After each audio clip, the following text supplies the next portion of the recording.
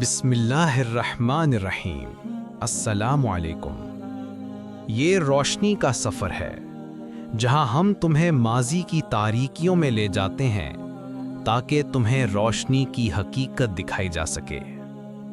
کبھی تاریخ کے اوراق میں ایسی قومیں آئیں جن کی طاقت کے آگے پہاڑ بھی جھک جائیں، ایسی قومیں جن کے محلات بادلوں سے باتیں کرتے تھے، ایسی آبادیاں جن کے لوگ زمین پر قدم رکھتے تو زلزلے محسوس ہوتے، مگر جب وہ خدا کو بھول گئے تو ان کی دھول بھی باقی نہ رہی۔ آج ہم بات کر رہے ہیں ایسی ہی ایک طاقتور قوم کی، قوم عاد کی، اور اللہ کے برگزیدہ نبی حضرت ہود علیہ السلام کی۔ قوم عاد کا تعارف۔ دنیا کی عظیم ترین قوم۔ یہ قوم حضرت نوح کے بیٹے سام کی اولاد سے تھی۔ یہ لوگ یمن اور عمان کے درمیان ایک علاقے احقاف میں آباد تھے۔ یہ وہ لوگ تھے جنہیں اللہ نے بے مثال طاقتور جسم دیے تھے، عظیم الشان محلات بنانے کی ہنر بخشی تھی، لمبی عمر، لمبی نسل اور زبردست عقل دی تھی۔ قرآن مجید میں اللہ تعالیٰ فرماتے ہیں، أَلَمْ تَرَ كَيْفَ فَعَلَ رَبُّكَ بِعَادٍ إِرَمَ ذَاتِ الْعِمَادِ الَّتِي لَمْ يُخْلَقْ مِثْلُهَا فِي الْبِلَادِ۔ سورۃ الفجر آیت نمبر 6 سے 8۔ کیا تم نے نہیں دیکھا کہ تمہارے رب نے عاد کے ساتھ کیا کیا؟ وہ ارم شہر جس کے ستونوں والے محلات بے مثال تھے، جن جیسا کوئی شہر دنیا میں پیدا ہی نہیں ہوا تھا۔ یہ وہی قوم تھی جنہیں آج اگر کوئی جدید انسان دیکھتا تو اپنے ہوش کھو بیٹھتا۔ انہوں نے پہاڑ تراش کر محلات بنائے، زمین کے اندر محل اور باہر آسمان چھوتے برج، خود کو ناقابل شکست سمجھتے تھے۔ ان کے لہجے میں غرور اور دلوں میں کفر بھرا ہوا تھا، نافرمانی، ظلم اور خدائی دعویٰ۔ وہ کہتے تھے، ہمارے جیسا کون ہے، ہم سے طاقتور کوئی نہیں، اگر موت ہے بھی تو بس وقت کا انجام ہے، ہمیں کوئی خدا ہلاک نہیں کر سکتا۔ یہ وہ وقت تھا جب شرک اور ظلم عام ہو چکا تھا۔ اللہ کی عبادت کو وہ بھول چکے تھے، بتوں کے سامنے سجدہ کرتے اور ظالموں کو اپنا لیڈر مانتے۔ ان کے بازاروں میں بیواؤں کی چیخیں گونجتی تھیں، یتیموں کی آواز دب جاتی تھی، غریبوں پر ہنسا جاتا تھا۔ وہ اللہ کے رسولوں کا مذاق اڑاتے اور کہتے، یہ ہمیں ڈراتا ہے، ہمیں ہمارے معبودوں سے روکتا ہے۔ اللہ کا نبی حضرت ہود علیہ السلام کا ظہور۔ تب اللہ نے اپنے برگزیدہ نبی حضرت ہود علیہ السلام کو بھیجا۔ وہ انہی کی قوم میں سے تھے، خوبصورت، بردبار اور نہایت فصیح اللسان۔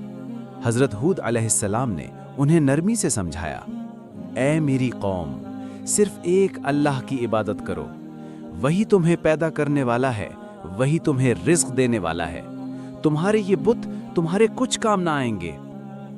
لیکن وہ قوم کہنے لگی، ہود، تو صرف ایک انسان ہے، ہم تجھے نبی نہیں مانتے، ہمارے معبود تجھے نقصان پہنچا سکتے ہیں۔ قرآن کہتا ہے، قالوا اجئتنا لنعبد اللہ وحدہ ونذر ما کان یعبد آباؤنا۔ سورۃ الاعراف آیت نمبر 70۔ انہوں نے کہا، کیا تم ہمارے پاس اس لیے آئے ہو کہ ہم صرف اللہ کی عبادت کریں اور جن کی عبادت ہمارے باپ دادا کرتے آئے تھے انہیں چھوڑ دیں؟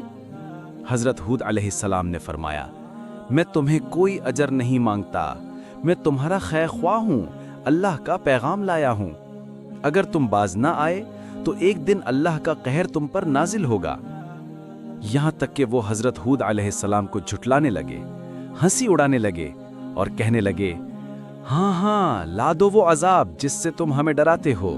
حضرت ہود علیہ السلام کا انذار اور عذاب کی پہلی جھلک۔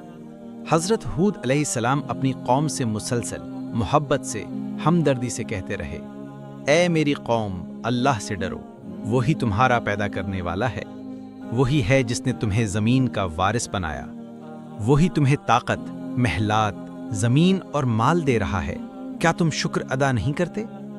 لیکن ان کی قوم بدتمیزی پر اتر آئی، انہیں پاگل، جادوگر، کہانی باز کہنے لگی اور بالآخر یہ کہہ دیا، ہم تو اپنے باپ دادا کے دین پر ہیں، تو کون ہے ہمیں ڈرانے والا؟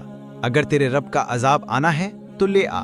یہ سن کر حضرت ہود علیہ السلام نے آسمان کی طرف ہاتھ اٹھائے اور دعا کی، اے میرے رب، یہ میری قوم ہے، یہ نہیں سمجھتے ہیں، یہ مجھے جھٹلا رہے ہیں، تیری توہین کر رہے ہیں، اے رب اب تیرا فیصلہ فرما دے۔ اللہ کا قہر اور قحط کا آغاز۔ تب اللہ تعالیٰ نے اپنی رحمت کو واپس کھینچ لیا، بادل آنا بند ہو گئے، بارش رک گئی، زمین سوکھ گئی، پھل ختم، چشمے خشک، ایک ہولناک قحط کا روح ہو گیا۔ لوگوں نے حضرت ہود علیہ السلام کو دیکھا اور کہا، او ہود، تم ہی منحوس ہو، تمہارے آنے سے بارش رک گئی، تمہاری باتیں ہمیں بدبختی میں ڈال رہی ہیں۔ حضرت ہود علیہ السلام نے کہا، میں اللہ کا رسول ہوں، منحوس تمہاری نافرمانیاں ہیں، نہ کہ میں۔ قرآنی آیت فَأَمَّا عَادٌ فَاسْتَكْبَرُوا فِي الْأَرْضِ بِغَيْرِ الْحَقِّ وَقَالُوا مَنْ أَشَدُّ مِنَّا قُوَّةً۔ سورۃ فصلت، آیت 15۔ عاد نے زمین میں ناحق تکبر کیا اور کہا، ہم سے زیادہ طاقتور کون ہے؟ کیا انہوں نے نہیں دیکھا کہ جس نے انہیں پیدا کیا وہ ان سے زیادہ طاقتور ہے؟ بادل آئے لیکن رحمت کے نہیں، عذاب کے۔ لوگ خوشی سے جھوم اٹھے، بارش آ رہی ہے، خوشخبری ہے، لیکن حضرت ہود علیہ السلام نے لرزتی آواز میں کہا، یہ بارش نہیں، یہ وہ ہے جس کی تم فرمائش کرتے تھے، یہ اللہ کا قہر ہے، یہ ہوا نہیں، ہلاکت ہے۔ قرآنی آیت فَلَمَّا رَأَوْهُ عَارِضًا مُسْتَقْبِلَ أَوْدِيَتِهِمْ قَالُوا هَذَا عَارِضٌ مُمْطِرُنَا۔ سورۃ الاحقاف، آیت 24۔ پھر جب انہوں نے اسے بادل کو اپنی وادیوں کی طرف آتے دیکھا تو کہنے لگے، یہ تو بادل ہے جو ہمیں بارش دے گا، بلکہ وہ وہی چیز تھی جس کی تم جلدی مچا رہے تھے، ایک آندھی جس میں دردناک عذاب تھا۔ تب شروع ہوا وہ طوفان جس نے سب کچھ اجاڑ دیا۔ اللہ نے ایک ایسی آندھی بھیجی جو مسلسل 7 راتیں اور 8 دن چلتی رہی۔ یہ نہ بارش تھی نہ گرد، بلکہ ایک تباہ کن چیختی ہوئی تیز ہوا جس نے گھروں کو اکھاڑ پھینکا، درختوں کو جڑ سے نکال دیا، طاقتور لوگوں کو زمین سے اٹھا کر آسمان پر پھینکا اور پھر نیچے گرا کر پاش پاش کر دیا۔ قرآنی آیت سخرها علیہم 7 لیال و8 ایام حسوما۔ سورۃ الحاقہ، آیت 7۔ اللہ نے اس آندھی کو ان پر مسلسل 7 راتیں اور 8 دن مسلط رکھا، بس تم دیکھتے کہ وہ لوگ زمین پر ایسے گرے پڑے ہیں جیسے کھجور کے گرے ہوئے کھوکھلے تنے ہوں۔ قوم عاد کا مکمل خاتمہ، ایک سبق تمام انسانیت کے لیے۔ جب ہوا تھمی تو وہی بستی جو کبھی طاقت کی علامت تھی وہ میدان موت بن چکی تھی۔ نہ کوئی آواز تھی، نہ کوئی سانس لینے والا، نہ محل نہ بازار، بس بکھرے جسم اور خالی میدان۔ یہ تھی عاقبت انکار کرنے والوں کی۔ حضرت ہود علیہ السلام کا بچاؤ اور ان کا اگلا سفر۔ اللہ نے حضرت ہود علیہ السلام اور ان پر ایمان لانے والوں کو بچا لیا۔ وہ اس طوفان کے آغاز سے پہلے ایک مخصوص جگہ منتقل ہو چکے تھے۔ حضرت ہود علیہ السلام بعد میں مکہ معظمہ آ گئے اور باقی عمر وہاں گزاری، یہاں تک کہ وہ وہیں مفنی ہوئے۔ قوم عاد کے طاقتور محلات، ان کے شہزور مرد اور آسمان چھوتے برج سب زمین کی خاک میں مل گئے۔ ان کی داستان رہ گئی عبرت کی شکل میں۔ قرآن ہمیں بار بار یاد دلاتا ہے، فَجَعَلْنَاهُمْ أَحَادِيثَ وَمَزَّقْنَاهُمْ كُلَّ مُمَزَّقٍ۔ سورۃ سبا، آیت نمبر 19۔ پھر ہم نے انہیں عبرتناک کہانی بنا دیا اور مکمل طور پر ٹکڑوں میں بکھیر دیا۔ اللہ کا عدل اور ہمارے لیے سبق۔ حضرت ہود علیہ السلام کی قوم کو صرف اس لیے تباہ نہیں کیا گیا کہ وہ ظالم تھے، بلکہ اس لیے کہ وہ نافرمان ہو کر ڈھیٹ بن گئے۔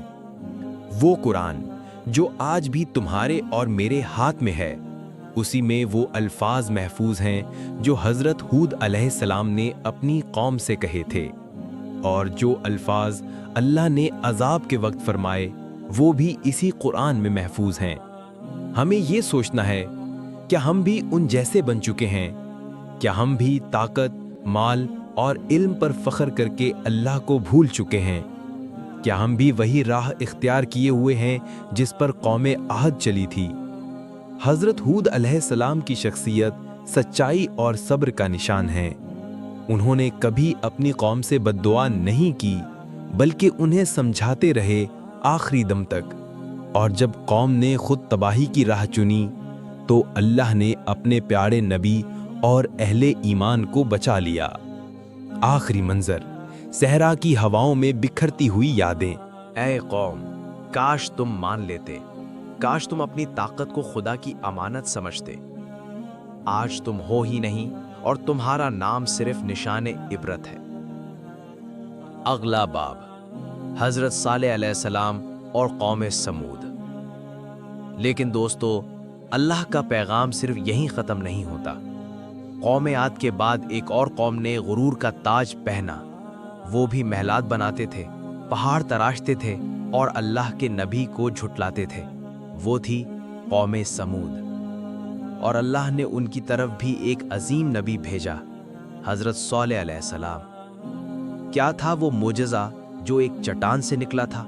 اور وہ کون سا اونٹ تھا جسے قتل کر کے قوم سمود نے اپنا انجام خود لکھ لیا؟ ان سب سوالات کے جواب روشنی کا سفر کے اگلے حصے میں۔ اگر آپ کو یہ داستان نبوت دل کو چھو گئی ہو تو سبسکرائب کریں، شیئر کریں اور کسی ایک انسان کا دل اللہ کی طرف موڑنے میں حصے دار بنے۔ یہ روشنی کا سفر ہے اور یہ سفر ابھی جاری ہے۔ اللہ ہمیں انبیاء کی راہوں پر چلنے کی توفیق دے۔